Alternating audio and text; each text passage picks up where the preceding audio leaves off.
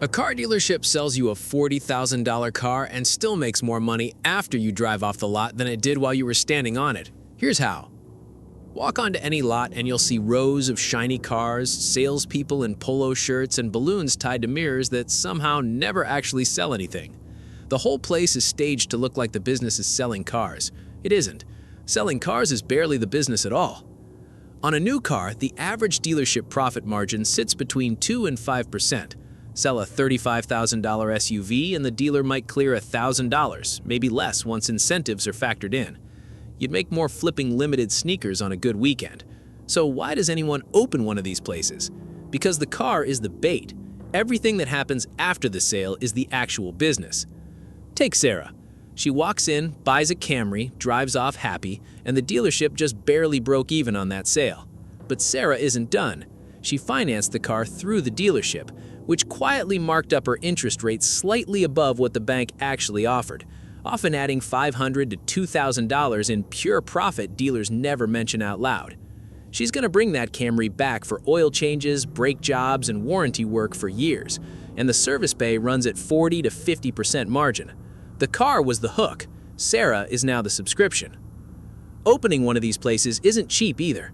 A single franchise dealership can require $5 to $10 million just to open the doors, and manufacturers force dealers to keep dozens of cars sitting on the lot at all times, financed through a loan called floor plan financing. The moment a car rolls off the delivery truck, interest starts ticking against it, whether it sells that week or sits there for months. So, new cars barely make money, and inventory itself is quietly expensive to hold. That means the dealership needs other engines running constantly just to survive. And this is where it gets interesting. Used cars are the first engine, with margins closer to 10 to 20%, because there's no manufacturer setting the price and no rebate war with the dealership down the street. Financing is the second, the invisible markup Sarah never noticed.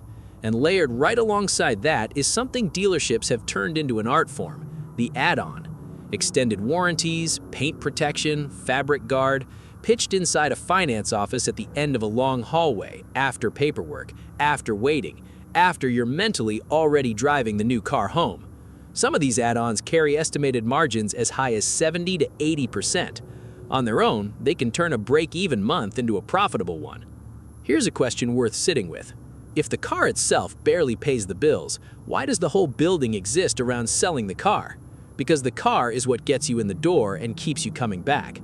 Nothing else in this business works without it.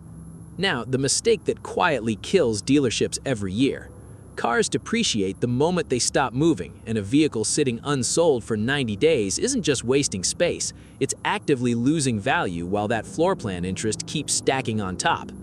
Dealers obsess over something called days to turn, how fast a car sells after arriving. The strongest dealerships turn inventory in under 45 days. The ones that struggle let cars sit for 90, sometimes 120 days. And by then, a car that was supposed to be profit has become a slow leak in the bank account. And this is exactly why the add-ons and financing markups matter so much. When the car itself is barely profitable and might sit losing money for months, everything else, the interest markup, the warranty, the paint protection package, isn't a bonus, it's the plan. Now, let's put the whole month together. A mid-sized dealership might sell 100 to 150 vehicles in a month. New cars net around $1,000 each. Used cars closer to $2,500. Financing adds a few hundred more per deal.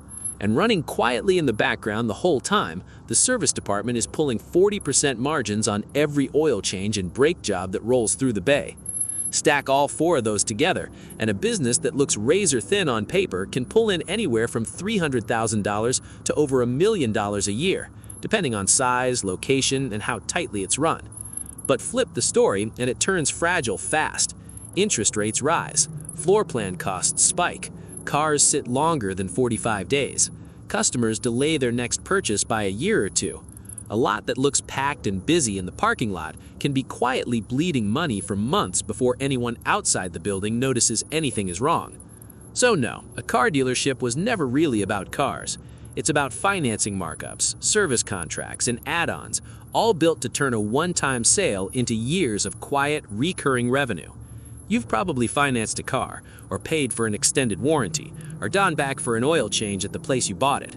You did exactly what the business was built for you to do. The car just gets you through the door. Everything after that is the real business.